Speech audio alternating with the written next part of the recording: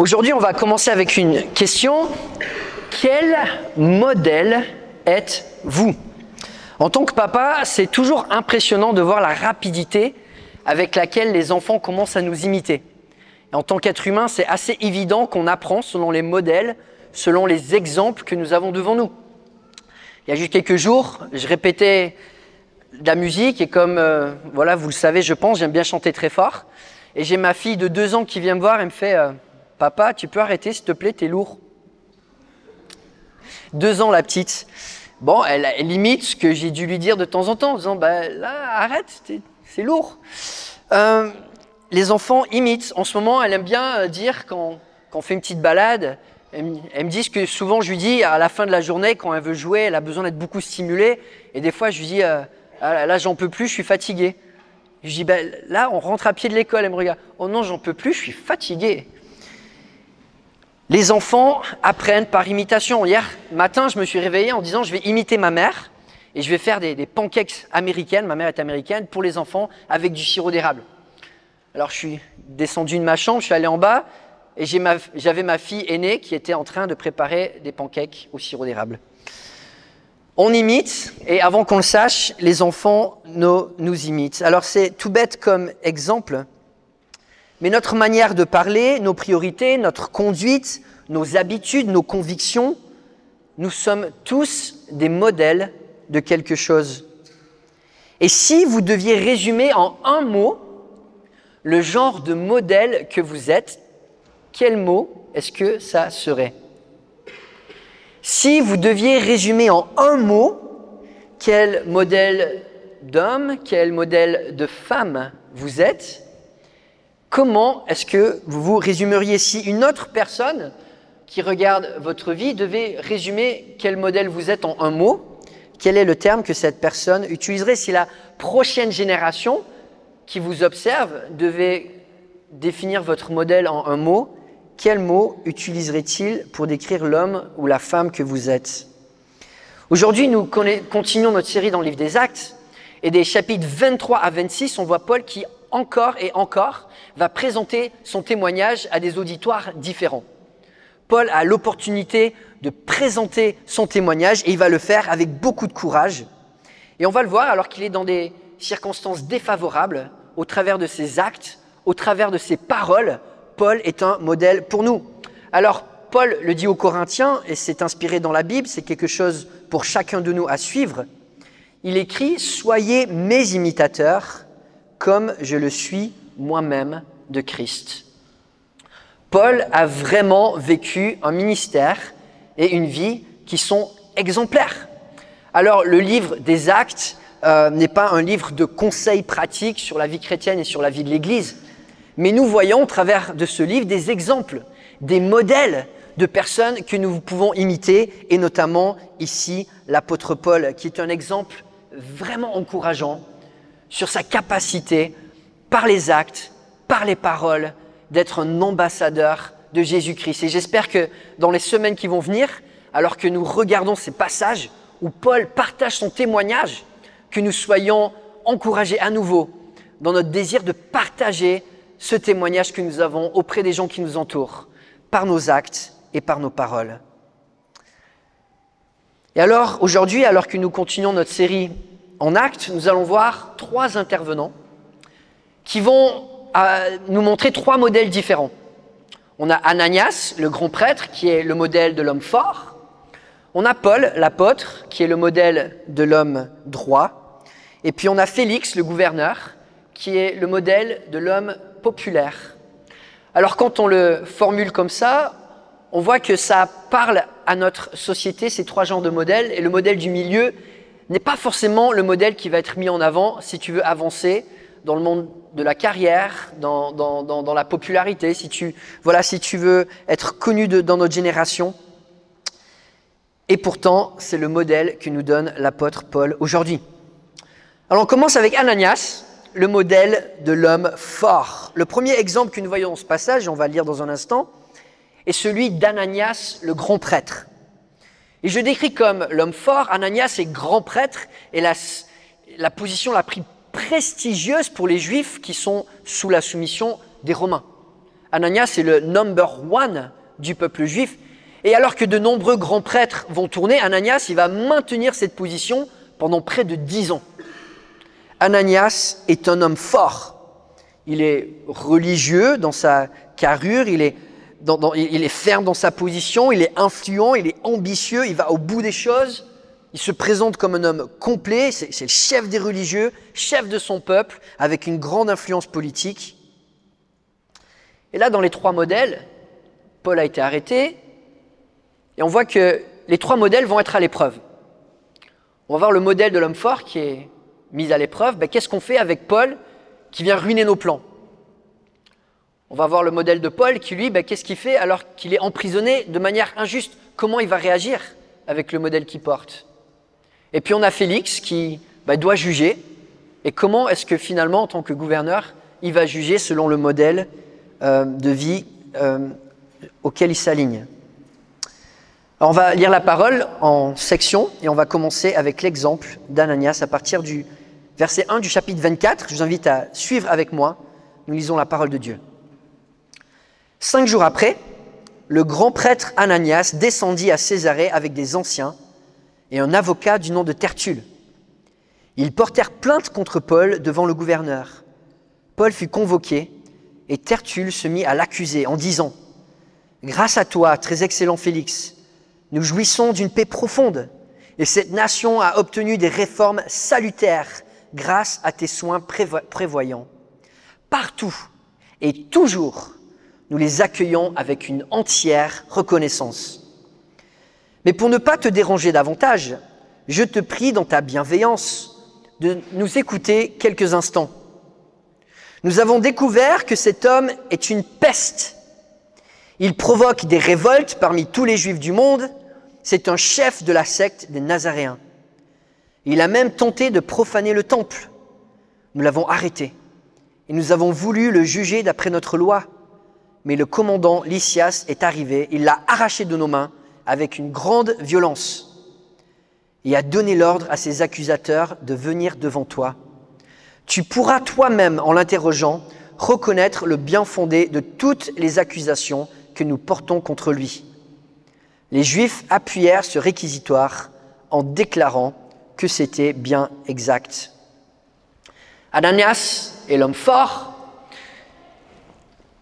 Il y avait déjà une conspiration contre Paul après son arrêt et Ananias avait validé ces Juifs qui s'étaient maudits eux-mêmes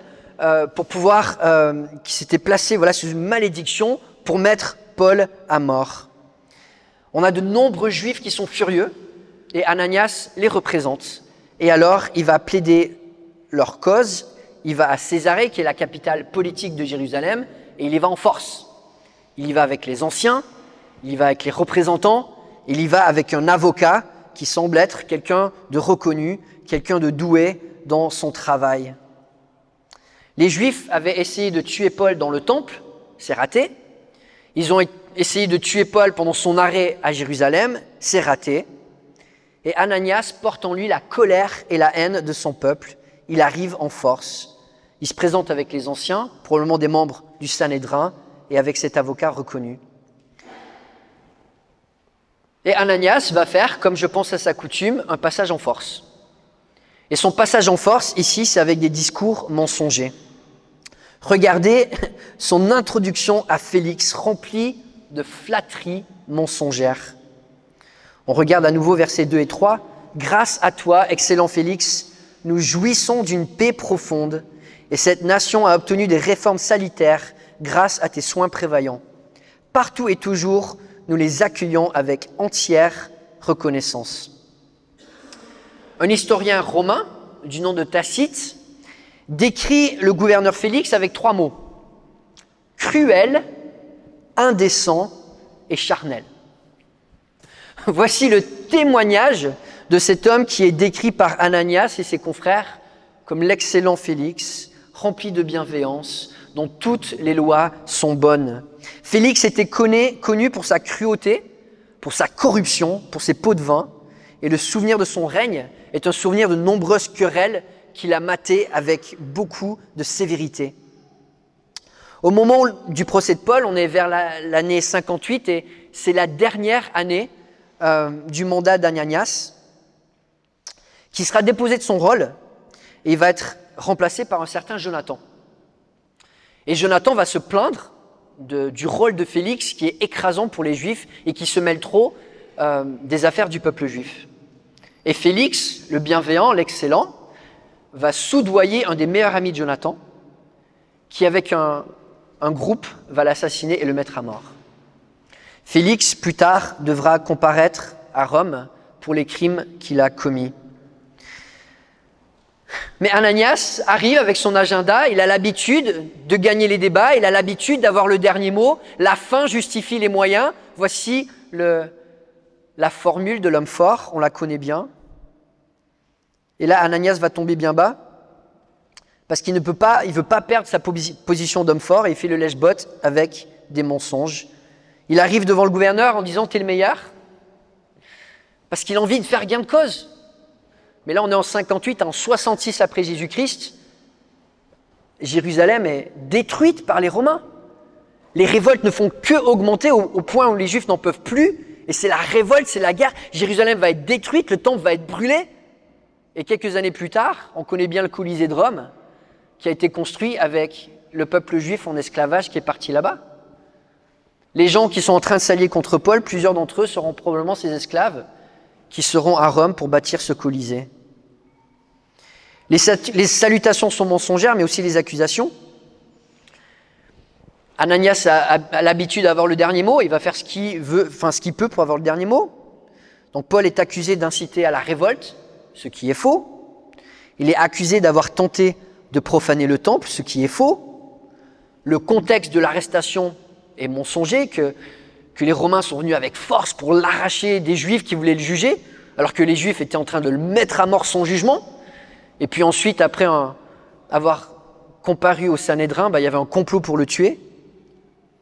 Et pourtant, Ananias, l'homme fort, arrive plein de confiance, plein d'assurance, sous sa posture religieuse, prêt à obtenir gain de cause. Et je pense que c'est un avertissement pour nous, parce que oui, on regarde à Ananias de loin, 2000 ans plus tard, et on se dit c'est caricatural, bien sûr, moi je ne m'identifie pas à cet Ananias. Mais pourtant, le modèle de l'homme fort est un des modèles qui est le plus prisé de nos jours. Ananias, s'il était là dans notre société aujourd'hui, il serait probablement un haut dignitaire, un ministre, un PDG d'une grande entreprise, une personne qui est respectée, qui a une grande posture. Quand il parle, on l'écoute. Il est symbole de la réussite, de la supériorité, de la richesse, du pouvoir. C'est le genre de position qui parle à notre génération, celui de l'homme fort. Ce modèle de l'homme fort est un des modèles qui est le plus mis en avant dans les médias, dans la société, dans le monde du travail, et un modèle que nous imitons que trop, celui où la fin justifie les moyens. Et quand on veut avoir gain de cause, finalement on va forcer les choses et on va faire qu'on arrive au bout des choses par nos propres forces. Malheureusement, ce modèle de l'homme fort est trop présent. Il est présent dans les familles, avec des parents qui veulent être cet homme fort, cette femme forte, il ne faut pas leur couper le chemin, il ne faut pas les importuner, il faut garder l'espace des parents, il ne faut pas les contredire, sinon ça monte au créneau. Trop de responsables d'église se basent sur ce modèle. Si j'ai la bonne position, la bonne réputation, si j'ai accumulé assez d'expérience, d'influence, même si ma vie n'est pas toujours alignée aux Écritures ou mon attitude, mais non, je suis cet homme fort et il faut me reconnaître comme cet homme fort. Trop de conjoints se basent sur ce modèle. J'ai des attentes et je vais les avoir par tous les moyens, que ce soit la manipulation, que ce soit en râlant, que ce soit par tous les moyens, le chantage. J'ai des droits, je vais les obtenir. Je veux, donc je prends. C'est le leitmotiv de notre génération. Mais ce n'est pas un bon modèle. Ananias était cet homme fort et malheureusement, on va le voir, tous les modèles qui ne sont pas inspirés des Écritures, c'est des modèles qui, sur le court terme, paraissent attractifs, mais sur le long terme, vont toujours se casser la figure. C'est ironique parce que les trois personnages que on a aujourd'hui vont tous comparaître à Rome. Ananias comparait à Rome pour sa cruauté en tant que grand prêtre. Et 8 ans plus tard, lors de la révolte, il est un des premiers qui est mis à mort par le peuple juif parce qu'il le considérait comme un sympathisant des Romains. C'est toujours pareil avec les ruses du diable. Ce sont toujours des solutions à court terme qui mènent à la perdition. Alors on a ce premier modèle de l'homme fort. La fin justifie les moyens. Et parfois, ces nuances rentrent dans notre manière de vivre en tant que chrétien, sans peut-être que nous nous en rendons compte. Mais on voit un deuxième modèle. Ananias est face à un défi, à une épreuve. Il y a de la haine contre Paul, il y a de la tension, il a envie de résoudre cette tension par la force, par la manipulation, par le mensonge, en rentrant dedans. Paul est aussi dans une grande épreuve. Il a été battu, il est arrêté, il a des menaces de mort, il est persécuté. Tout cela est injuste, et pourtant, quelle attitude il a? Nous lisons à partir du verset 10. Lorsque le gouverneur lui fait signe de parler, Paul répondit « Je sais que tu es juge de cette nation depuis de nombreuses années, et c'est avec confiance que je prends la parole pour défendre ma cause. Comme tu peux le vérifier, il n'y a pas plus de 12 jours que je suis monté à Jérusalem pour adorer Dieu. Ni dans le temple, ni dans les synagogues, ni dans la ville, on ne m'a trouvé en train de discuter avec quelqu'un ou de provoquer un soulèvement de la foule. Ils ne peuvent pas prouver ce dont ils m'accusent maintenant. Je t'avoue bien que je sers le Dieu de mes ancêtres selon la voie qu'ils appellent une secte. Je crois tout ce qui est écrit dans la loi et dans les prophètes. Et j'ai en Dieu l'espérance, comme ils l'ont eux-mêmes, qu'il y aura une résurrection des justes et des injustes. C'est pourquoi je m'efforce d'avoir constamment une conscience sans reproche devant Dieu et devant les hommes.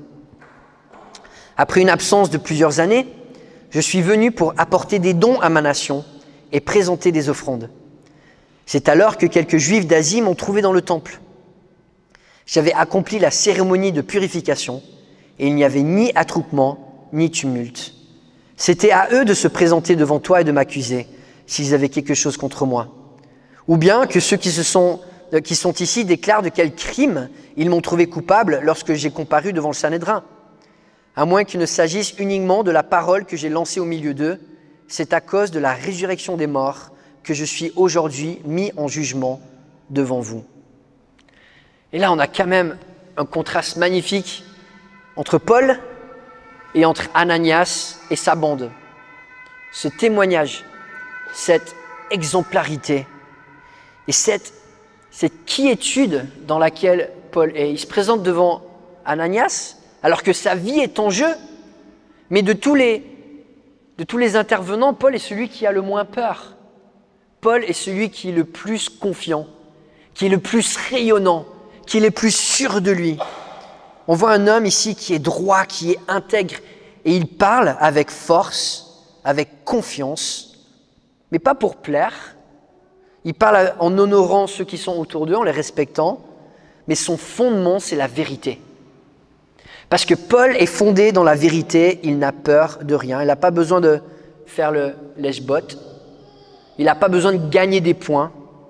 Oui, il va dire au gouverneur, je sais que tu es capable de juger cette affaire. Il n'ajoute pas des compliments qui sont faux. Il honore, mais dans la vérité. Le commandement le plus répandu dans la Bible, c'est lequel? Tu ne craindras pas. La crainte, la peur, le manque de confiance en nous, le doute, l'anxiété, ce sont des choses qui sont basées sur le mensonge. Le manque de confiance en nous, de cet esprit paisible et rempli de confiance à Dieu, c'est basé sur des mensonges, soit parce que nous proliférons des mensonges et alors on ne sait pas quand ça va nous revenir au visage, ou parce que nous croyons des mensonges sur notre identité plutôt que ce que Dieu dit de qui nous sommes. Ananias comme Félix vont être dans la crainte parce que quand ta vie n'est pas basée sur le fondement de la vérité, ça peut péter à n'importe quelle occasion. Alors que Paul, là c'est en train de péter, c'est en train d'exploser, il est devant le le gouverneur, devant le grand prêtre qui l'accuse. Et pourtant, il est confiant. Il est rayonnant. Et même au lieu de se soucier de son propre sort, il va profiter de cette épreuve pour témoigner de Christ avec encore plus de confiance. Paul témoigne. Il témoigne dans ces temps difficiles de son espérance. Et moi, je suis là parce que je crois dans la résurrection des morts. Oui, sa vie peut être en jeu, mais il va gagner de toute façon. Paul est confiant, il se défend avec la vérité. Il témoigne du fait qu'il va utiliser cette phrase qui s'efforce constamment d'avoir une conscience sans reproche devant Dieu et devant les hommes. Si tu as cette même résolution, je peux te dire que tu seras confiant. Alors oui, on est tous pécheurs, mais être sans reproche, c'est de combattre et de résoudre les péchés quand ils rentrent dans nos vies plutôt que les laisser proliférer. Là, nous avons le modèle de l'homme droit, celui qui prend cette résolution constamment que sa conscience soit sans reproche devant Dieu et devant les hommes. Tu veux être un bon modèle pour ceux autour de toi? Est-ce que tu as fait cette résolution d'avoir une bonne conscience? Le fondement de Paul est la vérité. Il combat pour cette vérité. Il a fondé sa vie sur la parole de Dieu, sur sa justice, sur sa droiture. Et il sait qu'il n'y aura rien qui pourra écrouler cet édifice. Il témoigne aussi de sa générosité. Il est venu à Jérusalem pour apporter des dons à la nation et pour offrir des offrandes. On voit deux choses. Oui, il est venu avec un cœur pour Dieu, pour offrir de l'argent à l'œuvre de Dieu.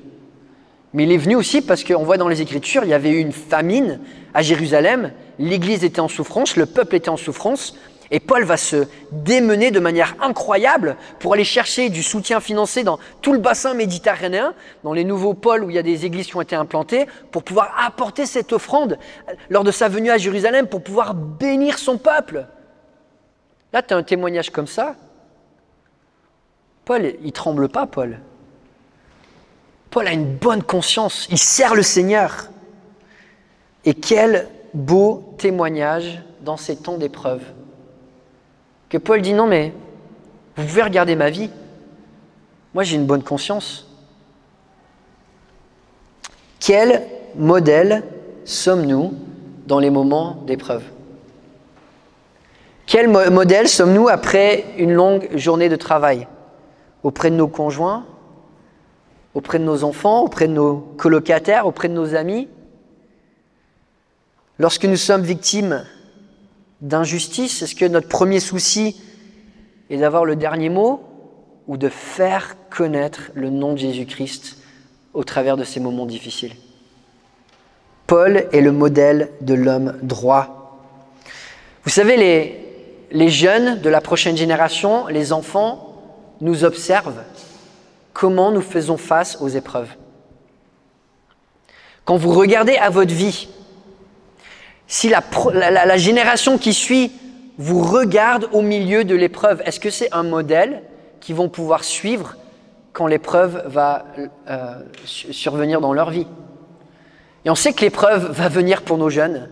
On sait que nombreux d'entre eux sont déjà au milieu des épreuves, au milieu de la tentation, de nombreuses épreuves, de nombreuses tentations. Comment est-ce qu'ils observent nos vies pour trouver des modèles qui vont les faire tenir dans ces moments d'épreuve et dans ces moments de tentation? Sommes-nous ces modèles d'hommes droits, de femmes droites devant Dieu?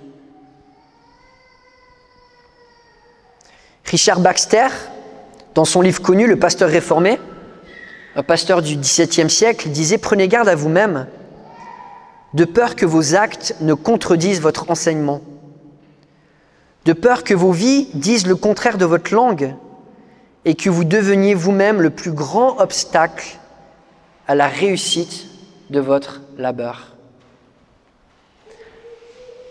Le plus grand obstacle que nous avons à la réussite de notre vie chrétienne, c'est d'être un contre-témoignage, que nos actes ne reflètent pas ce livre, sur lequel nous avons basé nos vies. Spurgeon parlait d'exemplarité, notamment dans la vie spirituelle des familles. Et voici comment il communique à son assemblée. Il dit, si vous vous perdez, si vous vous égarez dans la foi, certains d'entre vous devront traverser les larmes de votre mère, grimper au-dessus des prières de votre père et des supplications de votre pasteur. Vous allez devoir vous frayer un chemin à travers les avertissements de toutes ces personnes pieuses qui vous entourent. Pourquoi cet effort pour détruire votre propre âme? Je trouve cette vision vraiment belle où Spurgeon dit, lorsque tu vis une vie exemplaire, tu es une barrière pour préserver les âmes de la chute. Une personne qui grandit dans l'Église et qui voit modèle après modèle de gens qui aiment le Seigneur, il faut beaucoup d'endurcissement pour dire non, je ne vais pas suivre Dieu. Il faut beaucoup d'endurcissement pour dire non, Dieu n'existe pas, lorsqu'il a des modèles de vie chrétienne. Et bien sûr, on ne peut pas contrôler le salut de nos enfants, mais clairement, lorsque nous sommes des mauvais modèles, c'est une porte ouverte vers la rébellion. Alors que des bons modèles sont des barrières pour protéger la perdition des âmes.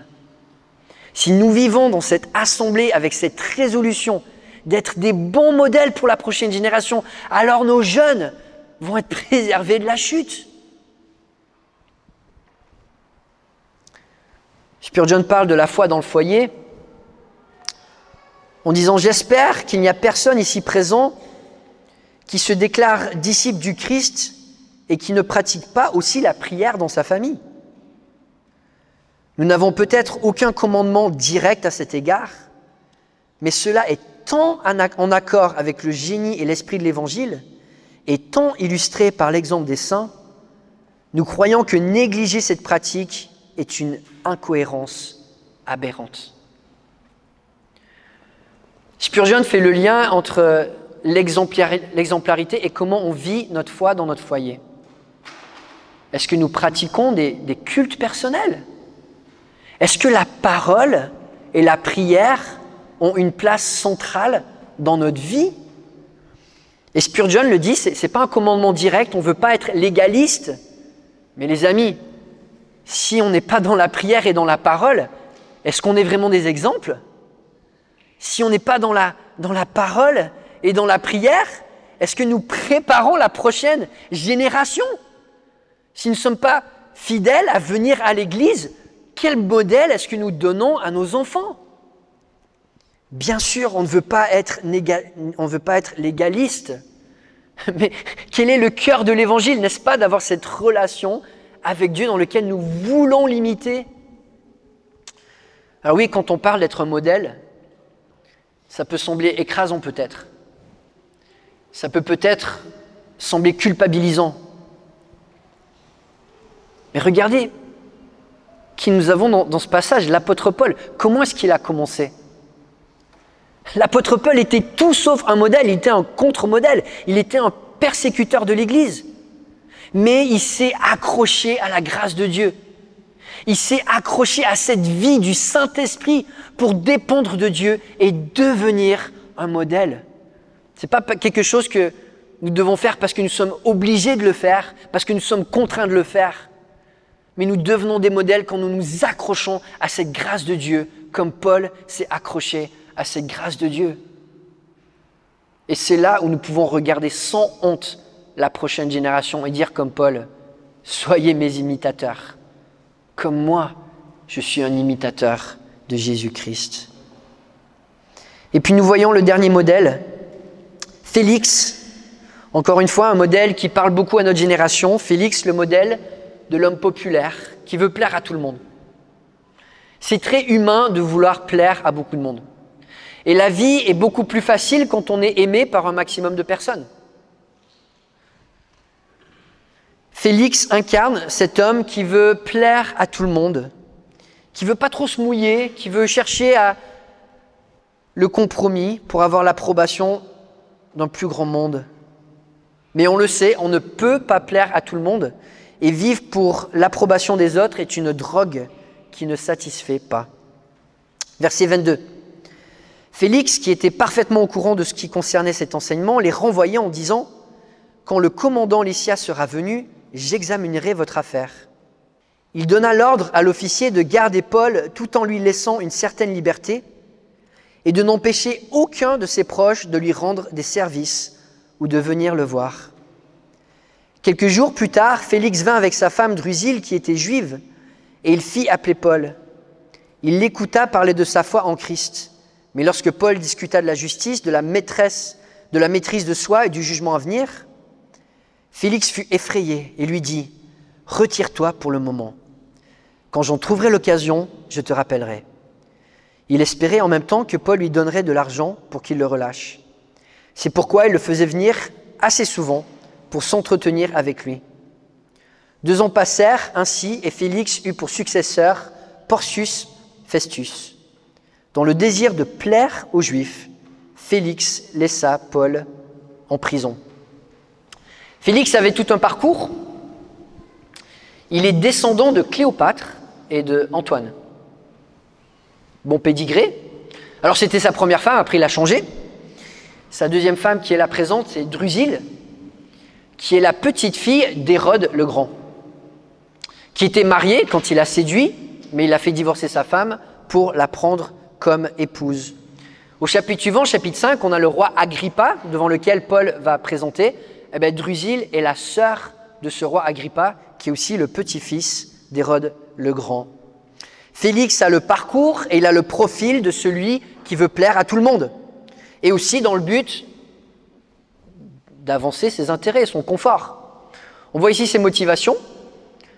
Il n'a pas envie de trop offenser les chrétiens, donc il ne met pas Paul à mort. Bon, d'ailleurs, il n'y a pas vraiment de raison de le mettre à mort. Il le garde en prison, il lui laisse une certaine liberté, on voit dans le texte. Les croyants peuvent venir le voir, soutenir Paul. Il fait sa part des choses pour gagner un petit peu de points avec les chrétiens. Mais en même temps, il ne va pas faire sortir Paul. Il va pas juger. Il ne va pas se mouiller pour plaire aux Juifs. Il garde Paul en prison. Et puis, bien sûr, il a ses propres intérêts.